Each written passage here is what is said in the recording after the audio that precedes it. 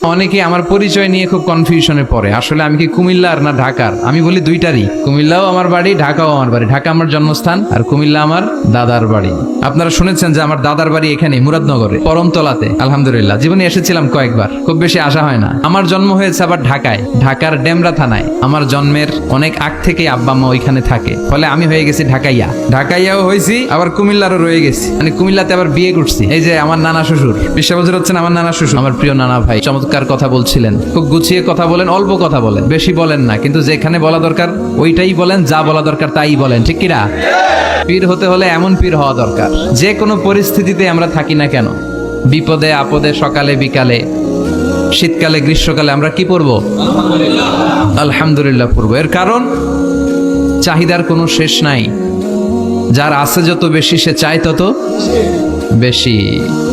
দেখবেন যার সাইকেল আছে ও হুন্ডা চায়, চায় না? আরো নিচ থেকে যদি বলি, যার পা নাই ও চায় আল্লাহ আমার যদি 2টা পা থাকতো। কথা বলেন, পা নাই এরকম লোক আছে না এলাকায়? সে হেঁটে যাওয়া লোকদের দিকে তাকিয়ে থাকে আর তার স্বপ্ন থাকে ওইটাই, আমার যদি পা থাকতো। হেঁটে হেঁটে হেঁটে যারা বাজারে যায়, স্কুলে যায়, কলেজে যায়, ওদের আফসোস যারা সাইকেল চালায় ওদেরকে দেখে, তাই না? সাইকেল থাকলে খুব ভালো হইতো, সাইকেল চড়ে চড়ে বাজারে যেতে পারতাম। সাইকেলওয়ালারও আফসোস আছে, সে আফসোস করে হুন্ডাওয়ালাদের দেখে, মনে মনে ভাবে যদি ভো ভো থাকতো, হ্যাঁ একেবারে যেতে পারতাম। হুন্ডাওয়ালাদের আফসোস হচ্ছে প্রাইভেট কারওয়ালাদের দেখে, ইস আমার যদি একটা কার থাকতো। যার কার আছে ও আফসোস করে, ইস আমার যদি একটা প্লেন থাকতো। যার প্লেন আছে ও বলে, ইস আমার যদি একটা কপ্টার থাকতো, if I had a copter, আমার যদি একটা হেলিকপ্টার থাকতো উড়াল মারতাম। কথা বলেন, তাহলে এই চাহিদার, ডিমান্ডের, হিউম্যান ডিমান্ডস এর কোনো শেষ আছে? যে এলাকার ছোট্ট মেম্বার, ওই মেম্বার ভাই চায় কি করে চেয়ারম্যান হওয়া যায়। কথা বলেন, যিনি চেয়ারম্যান হয়ে গেলেন উনি এবার ভাবে কি করে MP, member of the parliament হওয়া যায়, তাই না? আচ্ছা, এমপি যিনি হয়ে গেলেন উনি আরেকটু উপরে যেতে চায়, ভাবে যদি একটু যদি যাইতে পারি, একটা মন্ত্রণালয় যদি পাইতাম, হ্যাঁ মিনিস্ট্রি যদি একটা পেতাম, কতই না ভালো হতো। তো মন্ত্রী যিনি হইল উনি, ওনার অনেক শখ, ইস আর একটা জায়গা বাকি, হ্যাঁ কি নাম ওইটার? PM, prime minister. কিন্তু এই দেশে অসম্ভব। কথা বলেন, এই দেশে প্রাইম মিনিস্টার হওয়া যাবে? 1-2 জন এদের মধ্যে ধাক্কাধাক্কি, এবং ওনাদেরকে মেনে নিতে হবে। আপনি বাঁচেন আর মরেন, ওনারাই প্রাইম মিনিস্টার। কথা বলেন। তাহলে এই কথাগুলো বলার উদ্দেশ্য হচ্ছে হিউম্যান ডিমান্ডস এর কোনো শেষ নাই, আনলিমিটেড হিউম্যান ডিমান্ডস। এজন্য বিশ্বনবী বললেন, লাউ আন্না লিকুল্লি ইবনি আদামা ওয়াদিয়ান মিন যাহাব আহাব্বা আইয়াকুনা লাহু ওয়াদিয়ান ওয়া লা ইয়ামলা আফাহু ইল্লা তুরাব। আল্লাহ বলেন, এই বনি আদমের প্রত্যেককে যদি একটা করে স্বর্ণের পাহাড়ের মালিক বানিয়ে দেয়া হয়। কিসের পাহাড় দেখছেন জীবনে? আচ্ছা, স্বর্ণের পাহাড়ের যদি মালিক বানিয়ে দেয়া হয়, আহাব্বা আইয়াকুনা লাহু ওয়াদিয়ান, একটা করে স্বর্ণের পাহাড়ের মালিক বানিয়ে দিলেও সে চাইবে কিভাবে আরো একটা স্বর্ণের পাহাড়ের মালিক হওয়া যায়। আচ্ছা, একটু বুঝে শুনে উত্তর করবেন। একটা স্বর্ণের পাহাড়ের মালিক যদি আমি হই, শুধু আমি কেন, আমার 14 পুরুষ এটারে বিক্রি করে খেলেও কি শেষ করতে পারবো? তো আমার আরেকটা লাগবে কেন?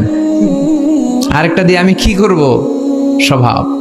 বিশ্বনবী বললেন, সবশেষে হাদিসের শেষাংশে বললেন, ওয়ালা ইয়ামলা আফাহু ইল্লা তুরাব। কবরের মাটি ছাড়া কোনো কিছুই মানুষের এই জিহ্বাটারে থামাতে পারবে না। চিৎকার করে বলেন ঠিক কিনা?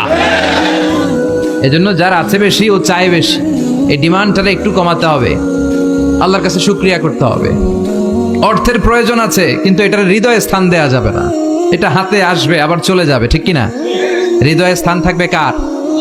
যাদের হৃদয়ে আছে আল্লাহর ভয়, তারা কভু পথ ভুলে যায় না। আল্লাহর প্রেম ছাড়া এই দুনিয়ায় কারো কাছে কোনো কিছু চায় না, ঠিক কিনা? মুমিনের হৃদয়ে দরদ, ভালোবাসা থাকবে একজনের জন্য। চিল্লায় বলেন তো, তিনি কে?